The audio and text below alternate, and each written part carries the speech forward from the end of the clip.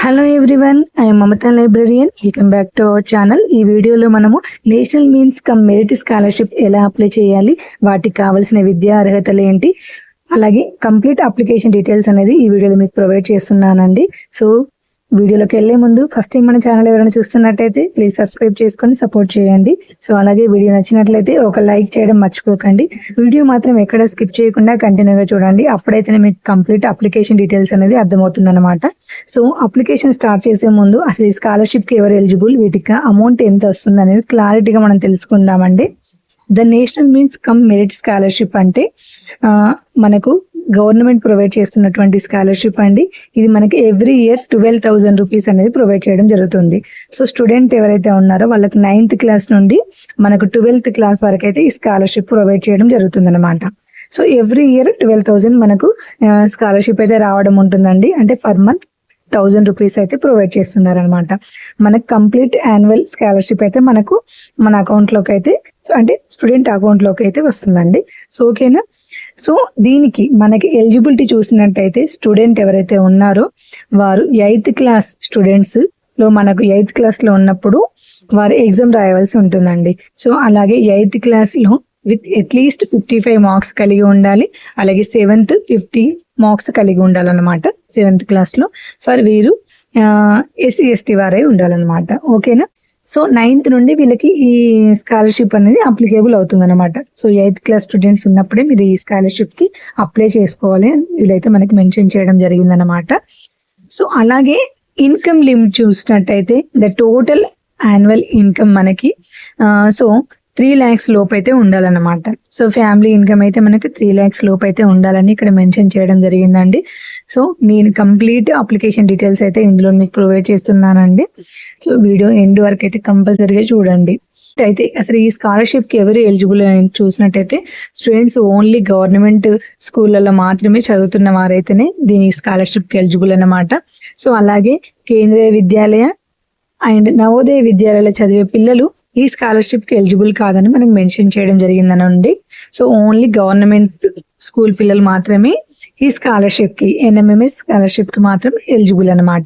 మనం చూసినట్టయితే వీరు ఓన్లీ నవోదయ కేంద్రీయ స్టూడెంట్స్ అని మాత్రం మెన్షన్ చేశారండి అండ్ ప్రైవేట్ అని. బట్ రెసిడెన్షియల్ స్కూల్ అంటే గురుకుల స్కూల్స్ అని మాత్రం మెన్షన్ చేయలేదు. అంటే గురుకుల పిల్లలు కూడా అప్లై చేసుకోవచ్చు అన్నమాట.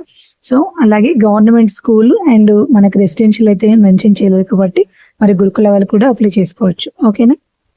అలాగే ఇక్కడ ఎగ్జామ్ స్ట్రక్చర్ చూసినట్టయితే వీరికి పిల్లలకైతే మనకు మెంటల్ ఎబిలిటీ అలాగే ఆప్టిట్యూడ్ అయితే క్వశ్చన్స్ అయితే ఉంటాయండి. సో వీటిపైన వాళ్ళు ప్రాక్టీస్ చేసుకుని అయితే ఎగ్జామ్ అటెండ్ అవ్వాల్సి ఉంటుందండి.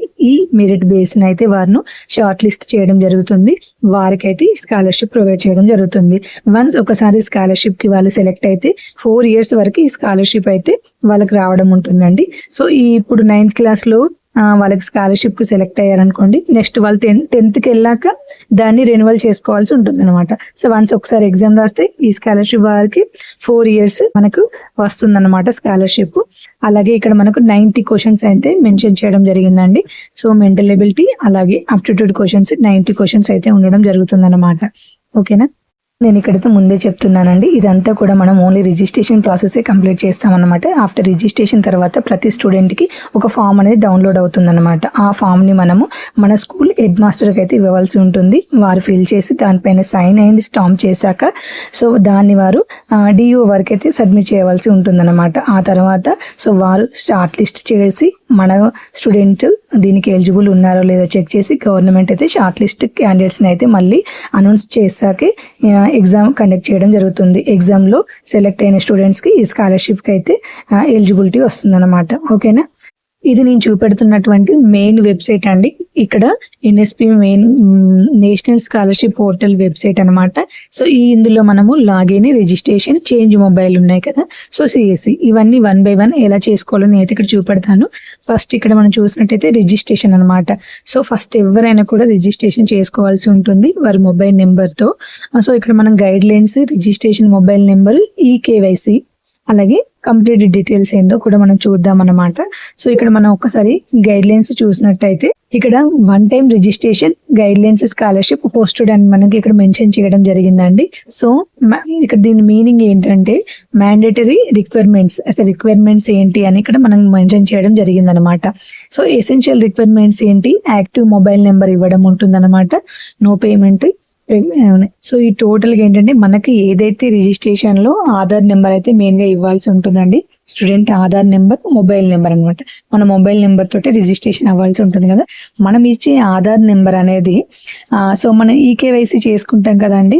సో మన ఆధార్ కార్డు ఏ మొబైల్ కి రిజిస్ట్రేషన్ అయి ఉంటుందో ఆ మొబైల్ నెంబర్ అయితే ఇవ్వాల్సి ఉంటుంది అనమాట. సో ఇక్కడ ఆ మొబైల్ నెంబర్ మనం ఎంటర్ చేయాల్సి ఉంటుంది అనమాట. ఈ గైడ్ లైన్స్ అది ఉందా లేదా అని మనకి ఇక్కడ మెన్షన్ చేయడం జరిగిందండి. వన్స్ ఈ గైడ్ లైన్స్ మనం చదువుకున్నాక అక్కడ టిక్ మార్క్ చేయాల్సి ఉంటుంది అనమాట. సో ఆ తర్వాత మనకి రిజిస్ట్రేషన్ ప్రాసెస్ లోకి ఎంటర్ అవ్వడం జరుగుతుంది అనమాట ఇక్కడ. సో అంటే అందరు కూడా వారి యొక్క స్టూడెంట్ యొక్క ఆధార్ నెంబర్ ఏదైతే ఉందో రిజిస్టర్డ్ మొబైల్ నెంబర్ అయితే కంపల్సరీగా ఉండాలి. సో స్టూడెంట్ మొబైల్ నెంబర్ అని ఇక్కడ కాదండి, ఫాదర్ మొబైల్ నెంబర్ కి రిజిస్ట్రేషన్ అయినా కూడా ఆ నెంబరే మనం ఇవ్వాలన్నమాట. ఆధార్ కార్డ్ మనం ఎంటర్ చేయగానే మొబైల్ నెంబర్ కి ఓటీపీ వస్తుంది. అది ఓన్లీ రిజిస్టర్డ్ మొబైల్ నెంబర్ కి మాత్రమే ఓటీపీ రావడం జరుగుతుంది. మీ అందరికి అర్థమైంది అనుకుంటా రిజిస్టర్డ్ మొబైల్ నెంబర్ అంటే ఏంటి. స్టూడెంట్ ఆధార్ నెంబర్ ఎవరైతే ఇంకా అప్డేట్ చేయించుకోలేదా, ఈకేవైసీ చేయించుకోకుంటే వెంటనే చేయించుకోండి. మీ యొక్క పేరెంట్ యొక్క మొబైల్ నెంబర్ రిజిస్టర్ అయితే చేయించుకోండి. సో ఆ తర్వాతనే అప్లికేషన్ అయితే స్టార్ట్ చేయండి, ఓకేనా. అలాగే ఇక్కడ మనం చూసినట్టయితే చేంజ్ మొబైల్ నెంబర్ అనమాట. వన్స్ ఒకసారి మనం రిజిస్ట్రేషన్ కంప్లీట్ అయినాక మన మొబైల్ నెంబర్ చేంజ్ చేసుకోవచ్చు అనమాట. ఇక్కడ మనం చూసినట్టయితే అథెంటికేషన్, అప్డేట్ మొబైల్ నెంబర్ ఇక్కడ ఫినిష్ ఉండడం జరిగింది అనమాట. సో ఇది ఇక్కడ మనం చూసినట్టయితే వన్స్ ఒకసారి మనము రిజిస్టర్ ఏదైనా మొబైల్ తో ఎంటర్ అయ్యాం కదా, దానికి ఓటీపీ వచ్చింది కదా. సో ఆ మొబైల్ నెంబర్ ప్రెసెంట్ మన దగ్గర లేదు అనుకోండి. సో ఇక్కడ మనం మళ్ళీ మొబైల్ నెంబర్ అనేది చేంజ్ చేసుకోవాల్సి ఉంటుంది. ఫస్ట్ ఓటీపీ అయితే రిజిస్టర్డ్ మొబైల్ నెంబర్కే వస్తుంది. ఆ తర్వాత మనము ఏదైనా in case mobile number change చేసుకోవాలి అనుకున్నప్పుడు ఇంకో మొబైల్ నెంబర్ కూడా ఇచ్చుకోవచ్చు అన్నమాట. సో ఇక్కడ చూసినట్టే ఓటీఆర్ నెంబర్, రిఫరెన్స్ నెంబర్ అన్నమాట. సో ఇక్కడ మనం మెన్షన్ చేసినట్టయితే మొబైల్ నెంబరు మనకి ఎంటర్ రిజిస్ట్రేషన్ మనం ఆల్రెడీ రిజిస్ట్రేషన్ అవుతాం కదా, అది ఇక్కడ మనం ఎంటర్ చేయాల్సి ఉంటుందండి. సో ఆ తర్వాత మీరు ఏదైతే మొబైల్ నెంబర్ ఇస్తున్నారో దానికి ఓటీపీ వస్తుంది. ఆ ఓటీపీని ఇక్కడ మీరు ఎంటర్ చేయాల్సి ఉంటుంది, ఓకేనా. ఇది చేంజ్ మొబైల్ నెంబర్ లో చేసుకునే అప్డేట్ అనమాట. సో ఎవరైనా మీ దగ్గర ఓల్డ్ మొబైల్ నెంబర్ లేదు, సో అందుబాటులో లేదు అనుకుంటే వారు మళ్ళీ ఆ నెంబర్తో వేరే నెంబర్తో కూడా మార్చుకునే అవకాశం కూడా ఇక్కడ ఇవ్వడం జరిగింది అనమాట, ఓకేనా. సో అలాగే నెక్స్ట్ చూసినట్టయితే అప్డేట్ మొబైల్ నెంబర్ ఇక్కడ మనం ఇవ్వాల్సి ఉంటుంది అనమాట. సో అప్డేట్ ఉన్న మొబైల్ నెంబర్ కి మనకి ప్రతి డాటా అనేది వాళ్ళు దానికి షేర్ చేయడం జరుగుతుంది అనమాట గవర్నమెంట్. అలాగే ఇక్కడ మనం చూసినట్టయితే సిఎస్సి లాగిన్ అని ఉందన్నమాట. సో ఇది ఏంటి అంటే మనం దీనికి ఇక్కడ ఓపెన్ చేస్తే డిజిటల్ సేవ కౌంటింగ్ అనమాట. సో సిఎస్సి ఐడి అయితే మనకైతే ఐడి రావడం జరుగుతుందండి. ఆ ఐడి ఇక్కడ మనం మెన్షన్ చేయగానే సేమ్ మళ్ళీ మనం ఏదైతే పాస్వర్డ్ పెట్టుకుంటామో కదా, సో మనం రిజిస్ట్రేషన్ అప్పుడే మనం ఒక మెయిల్ ఐడి ఇచ్చుకుంటాము, అలాగే పాస్వర్డ్ కూడా ఇస్తాం అనమాట. సో ఆ పాస్వర్డ్ ఇక్కడ మనం పెట్టుకోవాల్సి ఉంటుంది. సో ఓకేనా. సిఎస్సి ఐడి అని మీకు డౌట్ రావచ్చండి. సో ఇది మీకు గవర్నమెంట్ రిజిస్టర్ అయిపోయాక దాని పక్కనే ఒక ఐడి ఇవ్వడం జరుగుతుంది స్టూడెంట్ కి. ఆ ఐడి ఇక్కడ మనం ఎంటర్ చేయాల్సి ఉంటుందండి. సో పాస్వర్డ్ అనేది మీ ఇష్టం అనమాట, మీకు ఏది అవైలబుల్ గా ఉంటే ఆ పాస్వర్డ్ పెట్టుకోండి. ఆ తర్వాత మీరు ఇక్కడ క్యాప్చా అయితే ఎంటర్ చేయాల్సి ఉంటుందండి. సో వన్స్ క్యాప్చా ఎంటర్ చేశాక మీకైతే ఇక్కడ సేమ్ ఆధార్ నెంబర్ వస్తుంది, అలాగే ఓటీపీ అయితే రావడం జరుగుతుంది అనమాట సేమ్ మళ్ళీ.